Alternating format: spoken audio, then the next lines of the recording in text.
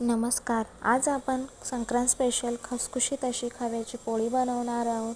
फ्रीजमधून खवा काढून घेतला आणि मस्त असा गरम करून घेतलेला आहे. त्यामध्ये साखर टाकलेली आहे.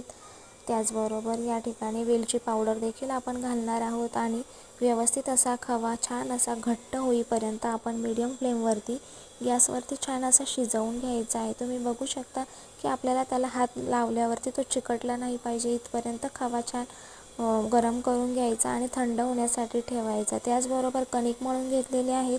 आपण चपातीसाठी मळतो त्याच पद्धतीने आणि त्या पद्धतीने खवा हा पुरण भरतो तसा सगळीकडे खवा पसरवून व्यवस्थित आपण लाटून घेणार आहोत आणि मस्त असं तव्यावरती साजूक तूप घालून या खव्याच्या पोळ्या बनवून घेणार आहोत.